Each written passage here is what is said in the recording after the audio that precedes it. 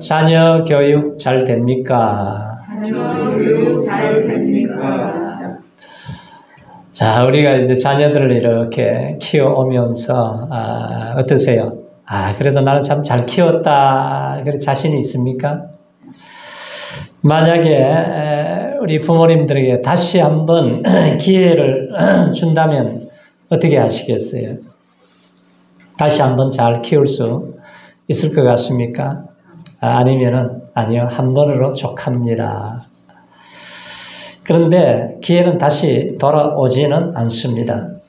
그러나 앞으로 이제 손주, 손녀들이 있으니까 우리가 말씀을 잘 들어야 됩니다.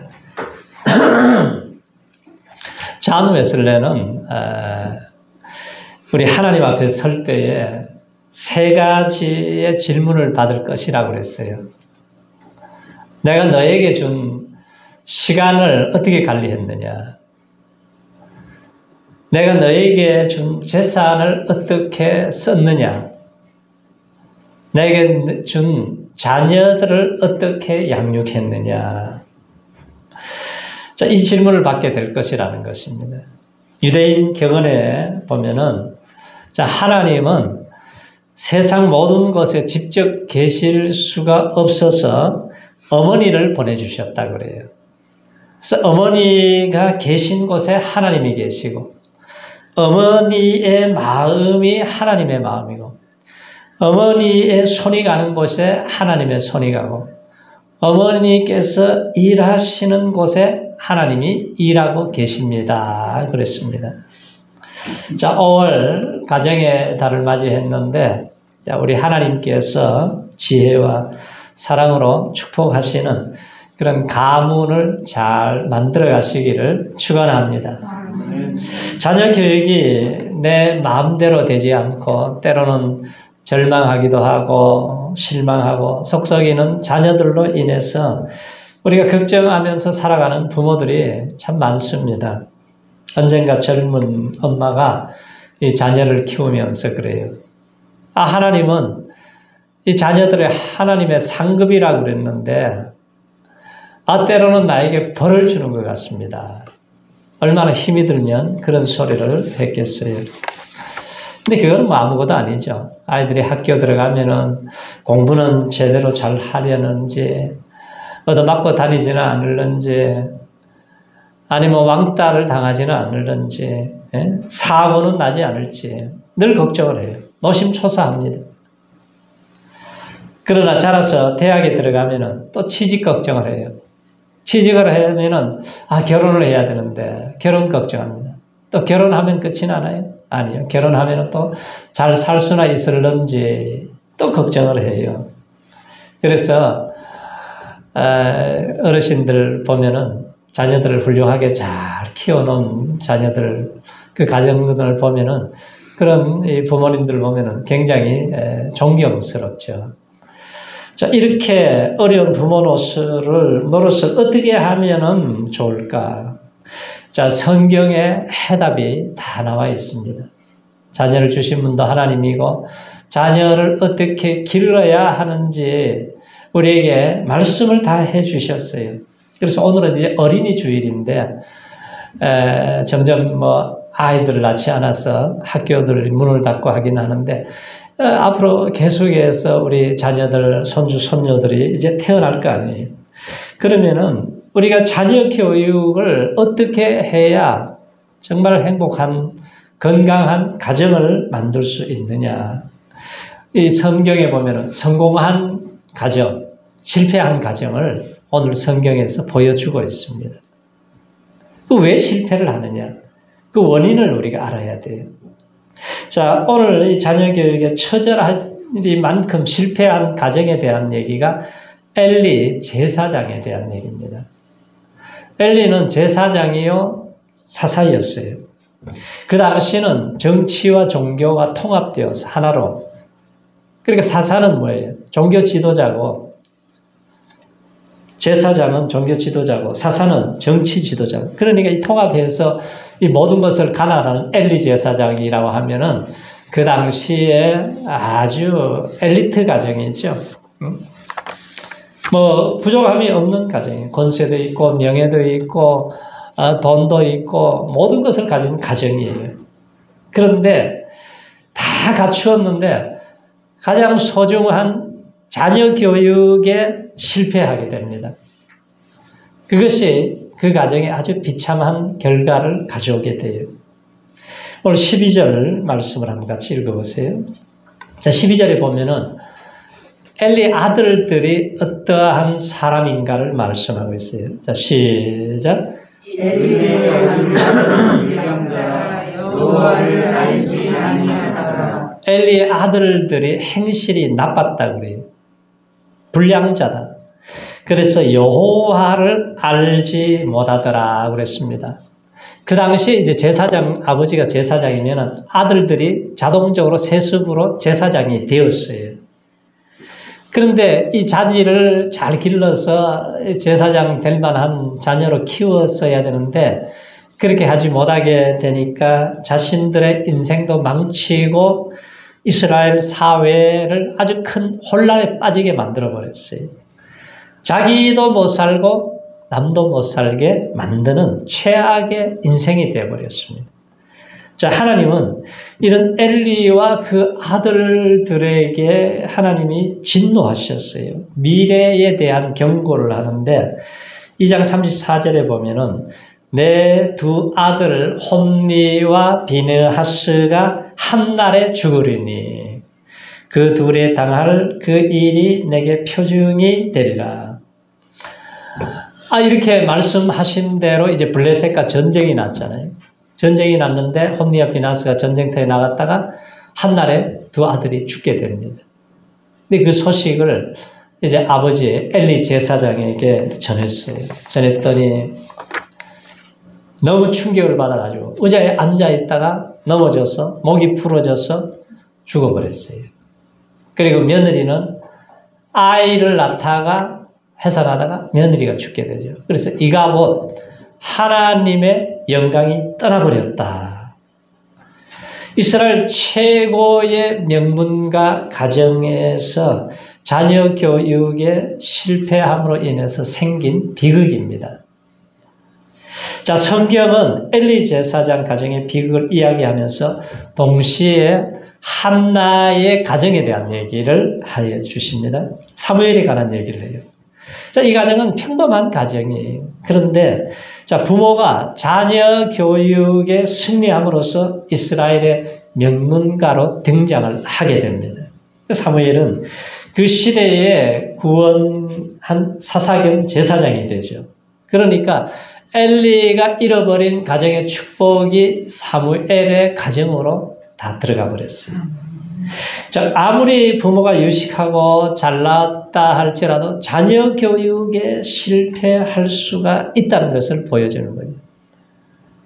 자녀 교육에 실패하면은 인생도 실패하게 됩니다. 자, 우리가 평범해도 하나님의 방법으로 우리 인생에서 하나님의 방법으로 살게 되면은 승리하는 길을 하나님이 지도를 해 주세요. 그래서 우리 가정마다 이 소중한 우리 자녀 교육, 앞으로의 우리 손주, 손녀들 교육에 꼭 승리하시기를 축원합니다. 자, 그러면 과연 엘리가 왜 자녀 교육에 실패했느냐? 엘리가 노력이 부족했느냐? 자식을 사랑하지 않았느냐? 아니, 사랑하고 다 노력을 했어요. 그런데 지나치게 사랑한 거예요. 하나님께서 실패 원인에 대해서 2장 29절 이하에 보면은 네 아들들을 나보다 더 중히 여겼다. 그 자녀를 하나님보다 더 중히 여겼다는 거예요. 이스라엘이 드리는 가장 좋은 것으로 너희들을 살찌게 했다.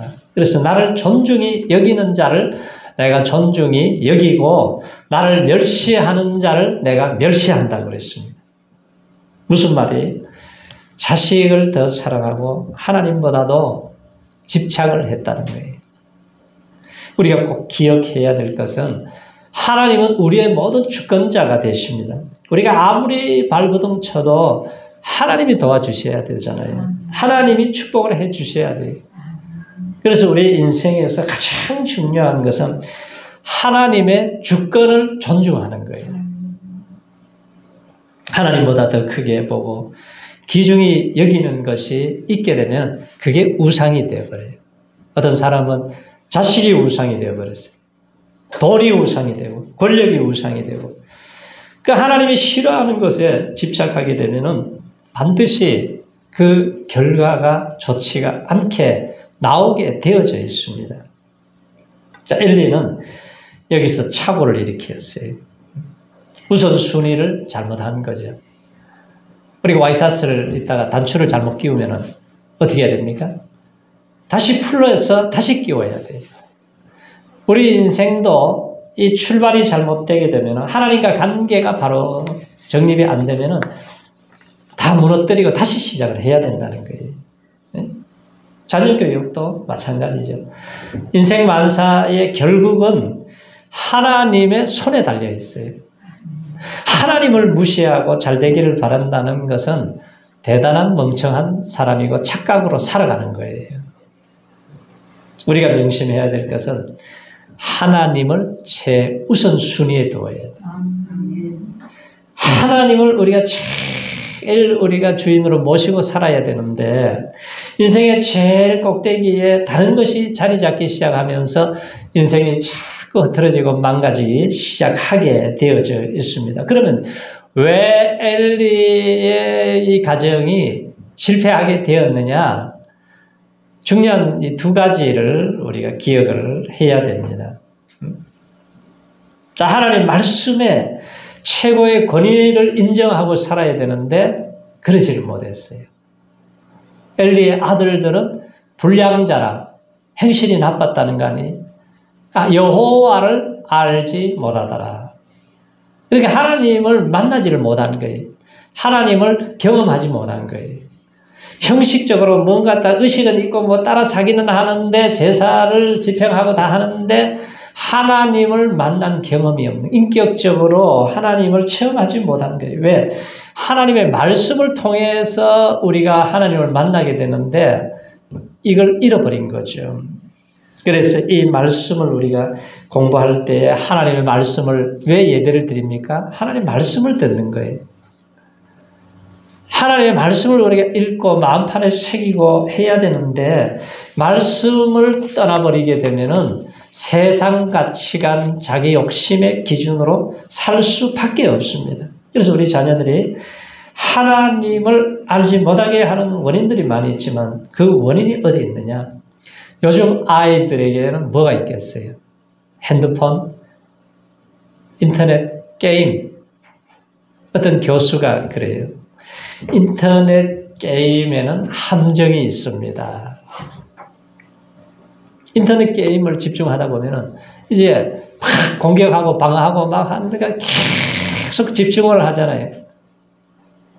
그러다 보면은 자신의 인생의 미래에 대해서 생각할 여유가 없어요. 그런 안목을 다 잃어버리게 됩니다. 자신이 해야 할 일을 감당을 못 한다는 거예요. 그리고 상대방에 대한 배려를 할 수가 없습니다. 아이들이 하루에 평균 막 4시간, 5시간, 7시간 계속 하게 되면 중독이 돼버리잖아요. 이 중독 증세 청소년들이 점점 늘어나고 있어요. 그러니까 순간적인 재미에 빠져가지고 거기에 그냥 안주해버리는 거죠.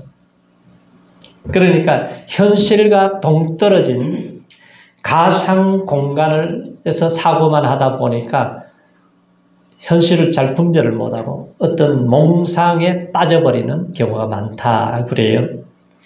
그리고 절제력을 잃어버립니다. 아니 내일 모레 시험을 봐야 되는데 밤새도록 게임만 하다가 가서 시험 보니까 어떻게 성적이 나오겠어요? 실력을 쌓지 못하고 허송세월을 보내면은 이 사회에 적응을 할 수가 없습니다.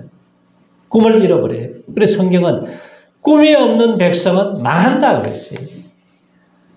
이제 많은 사람들이 아이들 컴퓨터로 인해서 인간성이 발달하지 못하고 친구 관계가 제대로 되지를 못해요. 창조적인 미래에 완전한 뭔가를 할 수 있는 이 자원과 기회를 다 동일하게 주었는데 미래의 날개가 딱 꺾어져 버리니까 하나님의 축복을 다 망가뜨려 버립니다. 그런데 이 한나의 아들 사무엘을 보세요. 자식이 없어서 얼마나 통곡을 하고 고통을 다하고 울면서 오랫동안 입술에서 말이 나오지 않을 정도로 통곡을 하면서 울면서 기도했습니다. 그리고 서원 기도했어요. 그런데 하나님이 그 기도를 들으시고 사무엘을 선물로 주셨잖아요. 자, 엘리 제사장과 생활하면서 이제 사무엘은 바로 젖을 떼자 말자 하나님 앞에 드렸어요. 그럴 때에 엘리 제사장의 아들은 하나님의 음성을 못 들었는데 사무엘은 하나님의 음성을 들어요. 사무엘 3장 10절에 보면은 사무엘아 사무엘아 하나님이 부르세요. 사무엘이 대답을 하죠. 말씀하옵소서 주의 종이 듣겠나이다. 듣겠나이다. 엘리의 아들들은 제사장이었지만 이 형식적인 신앙생활하고 제사를 망쳐버리고 난 다음에 말씀을 듣지를 못합니다. 이거는 굉장한 차이예요. 우리가 성경의 중요성은 아무리 강조하고 강조해도 지나치지 않아요. 그래서 말씀을 읽어야 되는 거예요. 왜? 세상 소리 들으면 영혼이 금방 병이 들어버립니다. 자, 하나님을 만나고 하나님의 말씀을 듣고 하나님을 알아갈 때에 하나님을 경외하는 것을 배운다고 그래요. 은혜를 구하는 것 같이 구하고 보배를 찾는 것 같이 찾고 말씀을 내 마음에 새겨라. 그러면은 하나님을 경외하게 되면은 최고의 지식과 최고의 지혜가 하나님의 말씀에서 나오는 거예요. 하나님의 말씀은 살았고 운동력이 있어 좌우에 날선 것보다 예리하여서 혼과 영과 간절을 골수를 찔러 쪼갠다고 그랬어요. 그래서 우리를 교훈도 해주시고 책망도 해주시고 바르게 해주시고 의로 교육하기에 유익하게 하고 선한 사람으로 온전한 삶을 살 수 있도록 말씀이 만들어주기 때문에 세상에서 아무리 공부를 많이 해 박사학위 5개 달아도 구원의 지식을 알 수가 없어요. 초등학교를 안 나와도 시골 할머니도 하나님의 은혜가 임하면은 구원의 진리를 깨닫고 박사학위 단 사람보다도 훨씬 더 지혜롭습니다. 공부 많이 한 사람 보세요. 공산주의 사상이 들어가니까 자기도 망치고 나라도 망치면서도 왜 그렇게 사는지를 모르는 거예요. 알 수가 없습니다. 그래서 우리가 하나님의 말씀을 알고 우리가 순종하며 살아갈 때에 축복의 사람이 되는 거예요. 축복의 삶의 통로가 되어야 돼요. 우리 자녀들에게 하나님의 말씀을 읽고 말씀을 듣고 말씀을 묵상하고 말씀을 암송하는데 성경 공부시키는데 세상 공부시키는데 10분의 1만 해도 망하지 않습니다. 성경 공부 잘 시키면 우리가 세상 공부하는데 큰 근본적인 유익을 줘요. 첫 번째로는 구원을 얻는 말씀이고 하지만 그 다음에 모든 지식의 보고가 이 말씀 안에 다 들어있어요. 하나님을 가장 기히 여기는 삶이 바로 예배하는 삶이잖아요. 근데 엘리의 가정에서 이 예배를 실패한 거예요. 17절을 보세요. 17절을 보면은 이들이 어떻게 예배를 드렸는가 여기에 문제가 있다는 것을 발견하게 되죠. 자, 17절에 자 시작. 이 소년들의 죄가 여호와 앞에 심히 크면 그들이 여호와의 제사를 멸시함이었더라. 여호와의 제사를 어떻게 했다 그래요? 멸시했다는 거예요. 자, 제사장은 백성들의 제사를 드려주고 남은 재물 중에 일부를 취해서 먹고 살게 되는데 그 규정을 어기고 제사를 해방해버렸어요. 13절 이하에 보면은 삼지창 갈고리를 가지고 탁 찍어가지고 그냥 건져 올리면은 그냥 먹어치워버리는 거예요. 그리고 나중에는 제사 드리기 전에 기름을 태우기 전에 그냥 막 탈취해서 생고기를 빼앗아 갑니다. 그러니까 하나님을 무시하는 거죠, 이게. 예배 생활에 실패한 거예요. 근데 반면에 사무엘은 어려서부터 예배를 귀하게 여겼어요. 엄마가 통곡에서 난 아들이잖아요. 그러니까 젖을 떼자마자 엘리 제사장에게 모시고 가서 제사장님 잘 부탁합니다. 우리 아들 믿음으로 키워주세요. 하고 드렸어요. 일평생을 드렸어요. 그래서 성전에서 생활하면서 하나님의 음성을 들으면서 살아가는 거예요. 그래서 성경에 계속해서 강조하는 것이 뭐예요? 예배를 성공해야 된다. 예배 신앙이 기초가 되어야 된다. 예배가 기초이고 예배가 종합이고 예배가 삶의 뿌리라고 그랬어요. 나무도 이렇게 심어놔 보니까요. 뿌리가 썩어버리니까 다 죽어버리더라고요. 우리 삶의 인생도 마찬가지예요. 예배의 승리자가 인생의 승리자가 되는 거예요. 예배 실패하면 인생에 반드시 나중에 결산할 때는 실패자입니다. 세상에서 뭐 아무리 많은 것을 했다 할지라도. 간혹 성도들 중에 우리 자녀들의 예배 생활을 무관심할 때가 있어요. 그것이 나중에는 큰 손해입니다. 심한 경우 자녀의 예배를 방해하는 분들도 있어요. 이 정도가 되면 한마디로 자녀 인생을 망쳐버리는 거죠. 자녀 위한답시고 그러는지 모르지만 하나님이 제일 싫어하게 되는 거예요. 극단적인 예지만 그런 얘기가 있었어요. 1994년도에 박모군이 자기 집에 강도로 군장을 해가 들어가가지고 부모를 살해하고 나중에 불을 질러버렸습니다. 그 집안이 굉장히 부자예요. 그 아버지가 한 100억대 재산을 가지고 있는 굉장한 부자인데 믿음의 가정인데 큰 충격이었죠. 그래서 박모군이 이 당시에 이제 수련회를, 옛날에는 수련회 많이 갔잖아요. 수련회 가가지고 굉장히 은혜를 받고 회개를 합니다. 내가 학생회장인데 술, 담배 한 죄를 회개합니다. 회개하고 부모님 앞에 가서 무릎을 꿇고 내가 이제 열심히 공부하겠습니다. 신앙생활 잘하겠습니다. 그렇게 고백을 했어요. 그런데 고3이 딱 되니까 대학교를 가야 되는데 교회가 좀 멀다고 야, 너 그 교회 멀리 가지 말고 야, 가까이 교회 나가라. 오전 7시에 그냥 교회 갔다가 공부해라 공부. 그랬습니다. 그래서 얘가 교회를 가기는 가는데 적응이 안 되는 거예요. 적응이 안 돼서 결국은 공부도 안 되고 그 당시에 최고 가회비를 주면서 94년도에 100만 원 주고 가회하면은 엄청난 돈이잖아요. 지금도 많은데. 그런데 대학교 떨어지니까 LA로 유학을 보냈어요. 유학을 보내놓았더니 기본이 안 된 놈이 공부를 하겠어요? 라스베가스로 돌아다니면서 맨날 노름이나 하고 그런다는 소문을 듣고 빨리 집으로 돌아오라고. 집에 왔는데 이게 돈이 또 유용없어 가려니까 돈이 필요하잖아요. 그러니까 친구하고 짜고 강도로 들어가가지고는 얼떨결에 그냥 강도로 들어가가지고 그냥 칼로 찔러가지고 부모를 죽이고 그걸 은폐하기 위해서 불을 질러가지고 다 태워버렸어요. 그런데 그 수련회 때 그 선교사님이 그렇게 은혜 받았던 얘가 진짜 얘인가 하고 교회를 찾아가지고 확인을 해봤더니 진짜 걔예요. 그래가지고 교도소 면회를 갔습니다. 야, 너 천국 갈 수 있겠냐? 네. 제가 고2 때가 제일 좋았습니다. 선교사님.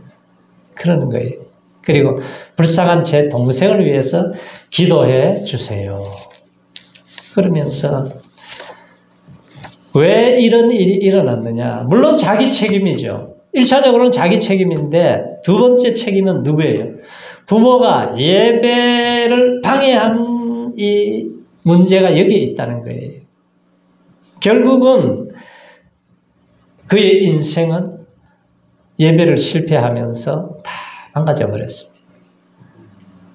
그 가정에 얼마나 고통이 돼버렸어요.